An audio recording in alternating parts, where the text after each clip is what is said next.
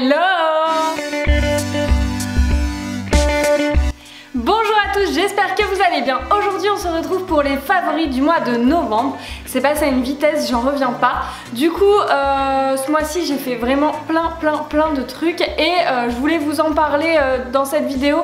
Mais je vais faire une vidéo découverte et une vidéo vraiment de ce que j'ai préféré, de mes favoris. Parce que si je mettais tout dans la même vidéo ça aurait duré un quart de siècle. Du coup là ça va être mes favoris. Donc je vais commencer avec mes favoris beauté, donc il n'y en a qu'un. Et c'est ce nettoyant solide pour le visage de la marque Case Naturel. Donc c'est le nettoyant Cacoloé. Et vraiment en fait il est génial. Donc il a une petite forme carrée orange, une petite couleur vive très sympa. Et je l'ai trouvé dans une Beautiful Box. Donc si vous ne connaissez pas, je vous mets dans un des i le dernier unboxing de la Beautiful Box, parce que j'en parle pas mal sur YouTube. Et du coup en fait ce nettoyant il contient de l'huile de carotte, de l'aloe vera, des extraits de concombre. Il contient plein de trucs super qui font que à la fin notre peau elle a un petit coup d'éclat bonne mine qui est plutôt sympa quand l'hiver arrive. Aussi je trouve qu'elle ne fait pas trop sécher la peau, parce que ça reste quand même un nettoyant solide et que moi c'est vraiment ça qui me fait peur, c'est que en général ça assèche la peau. Donc et surtout elle sent super bon, enfin ça a une odeur de dingue, la peau est vraiment toute douce juste après. Donc vraiment c'est un vrai coup de cœur. Donc j'ai essayé et depuis elle ne quitte plus la douche, donc j'utilise quotidiennement et vraiment je trouve que ma peau est vachement mieux qu'avant. Donc je vous le recommande. Voilà pour le favori beauté. J'enchaîne de suite avec mon favori lecture. Et clairement en fait ça fait longtemps que je vous ai pas parlé de lecture, tout simplement parce que les bouquins que je lisais n'étaient pas très folichons. Clairement il y avait rien de fantastique. Mais cette fois-ci c'est un bouquin qui est vraiment un coup de cœur. C'est Et tu trouveras le trésor qui est en toi de Laurent Gounel. Donc clairement c'est un auteur hyper reconnu dans le milieu du développement personnel, etc.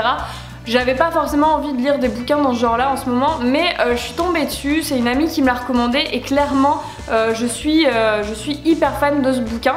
Donc l'histoire, c'est un curé qui désespère un petit peu de voir que son église est désertée et sa meilleure amie qui est athée veut l'aider justement à faire remplir son église du coup, donc va lui donner un petit coup de pouce. Et du coup c'est en ça que c'est plutôt sympa. C'est que au début je me suis dit ouais les trucs catholiques et compagnie c'est pas mon délire, Da Vinci Code hein, j'en ai tartiné, c'est bon là. Et clairement on n'est pas du tout dans ce registre là, c'est plutôt léger. Et j'ai trouvé ça vraiment intéressant en fait, parce qu'on va pas rester que sur le catholicisme pur et dur. Ça va être vraiment on va vraiment avoir une vision élargie de plein de religions. Et du coup j'ai trouvé ça hyper intéressant. Donc c'est de la culture générale clairement, mais sous forme romancée, hyper sympa, avec des petits rebondissements quand même. Donc j'ai bien aimé. Et à ma plus grande surprise, je vous le recommande dans cette vidéo, parce que vraiment c'est aussi un bouquin qui parle avant tout de soi et je trouve ça vraiment très sympa. Donc je vous le recommande vivement. Ensuite, je vais enchaîner avec une application que j'ai utilisée pour la première fois ce mois-ci et que j'ai trouvé très sympa. Ça s'appelle Give, donc G-E-E-V, et en fait c'est une application où on ne vend pas ses affaires mais on les donne, et clairement je trouve ça génial. Ça va être comme Vinted, Le Bon Coin et compagnie, sauf que là il n'y a pas de prix, on le donne. Donc on fait une petite fiche produit en prenant en photo l'objet qu'on a envie de donner. On met un petit peu la description, l'état, etc. Et s'il y a une personne qui est intéressée, elle va vous contacter, vous convenez d'un rendez-vous et hop, vous donnez tout simplement vos affaires, et je trouve ça génial. Donc du coup si vous avez des affaires que vous avez envie de vous séparer, n'hésitez pas à utiliser cette application, c'est vraiment cool. Après clairement moi tout ce qui me reste je vais donner à Emmaüs, au Secours Populaire, etc. Il y a plein de trucs, il y a plein d'associations dans le coin, donc renseignez-vous plutôt que de jeter à la poubelle. On peut donner une seconde vie à nos affaires et je trouve ça plutôt cool. Ensuite j'enchaîne avec le divertissement, puisque ça va se passer dans la télé. Donc la première chose c'est que j'ai rallumé Amazon Prime. Donc c'est le Netflix d'Amazon entre guillemets. Donc il y a tout plein de vidéos à la demande. Et en fait j'avais vu pas mal de pubs sur quelque chose qui s'appelait Carnival Row. Et c'est avec Orlando Bloom, je vais y arriver. Et c'est génial. Clairement, je crois qu'on se l'est maté en 2 soirs, on s'est fait toute la saison en 2 soirs, donc c'est une série.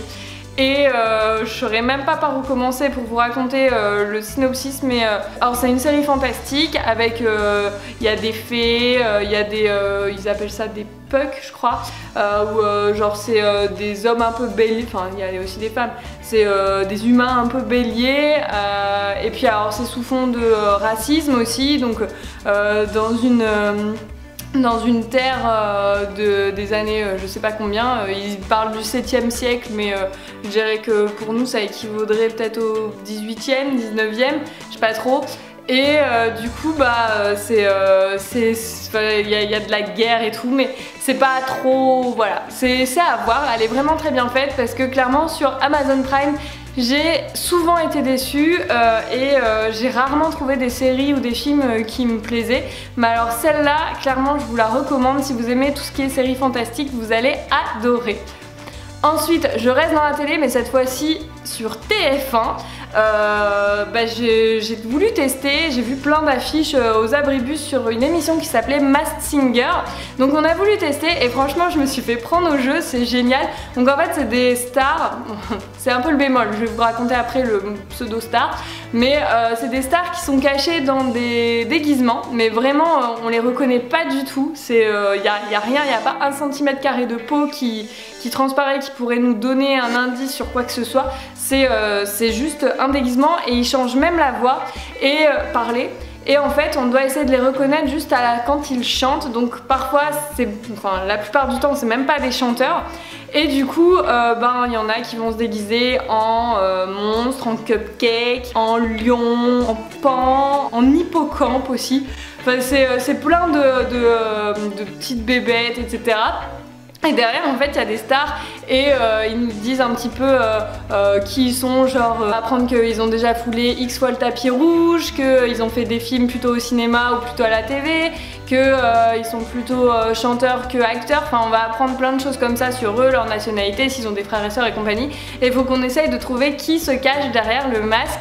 Et à chaque fois on découvre une ou deux stars par émission. Donc le gros bémol de cette émission c'est qu'il faut avoir une culture de stars mais méga poussée, parce que sur les 4 stars qui ont été découvertes on en avait trouvé qu'une nous. Et clairement je trouve que pour le coup elle était pas très dure, mais les 3 autres, enfin j'ai rien contre ces stars, hein, ils ont plus rien à prouver. Mais voilà, ils ont un petit peu disparu, surtout les 2 premières en fait, des médias tout simplement. Et du coup on pense pas du tout à eux, donc il faut vraiment repenser à des anciennes stars finalement. Donc ça peut être des acteurs, hein, des chanteurs aussi, mais des sportifs, des mannequins, des Miss France, il y a vraiment de tout. Donc faut vraiment pousser dans tous les coins pour essayer de retrouver qui se cache derrière les masques. En tout cas nous on s'est pris au jeu à fond, on adore et on loupe plus une seule soirée Masked Singer. On a trouvé ça génial, donc dites-moi si vous avez regardé cette émission, si vous aussi vous êtes à fond et si vous aussi vous êtes un petit peu déçus des stars qui se cachent derrière les masques. Mais en tout cas le concept qui est coréen je crois est plutôt très bon. Et enfin je termine avec le clou du spectacle qui pour moi était un goûter, donc un Secret Tea Time par Marie Chérie.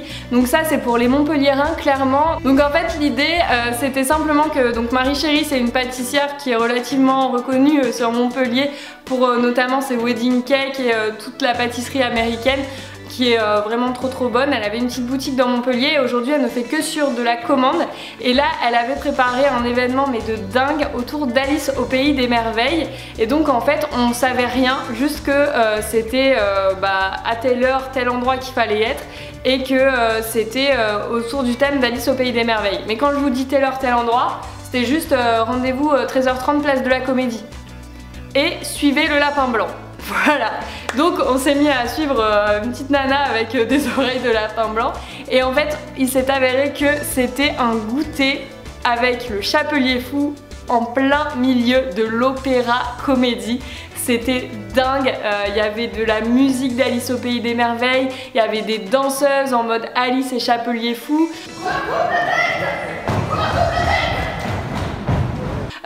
une déco de dingue et bien sûr les pâtisseries de Marie Chérie qui étaient délicieuses. Donc on avait du carrot cake, des cupcakes, un pavlova, j'espère que ça se prononce comme ça, à la rose. Je savais même pas que j'aimais la rose, c'était tellement bon. Des petits biscuits, qu'est-ce qu'il y avait d'autre, un bud cake, je sais pas comment ça se prononce.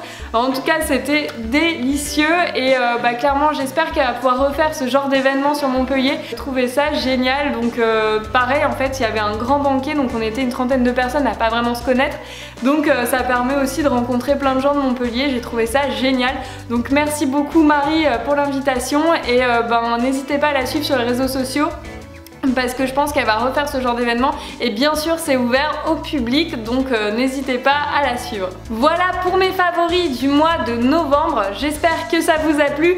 Nous on se retrouve dans quelques jours pour les découvertes du mois de novembre. N'oubliez pas de vous abonner à ma chaîne YouTube, à très bientôt.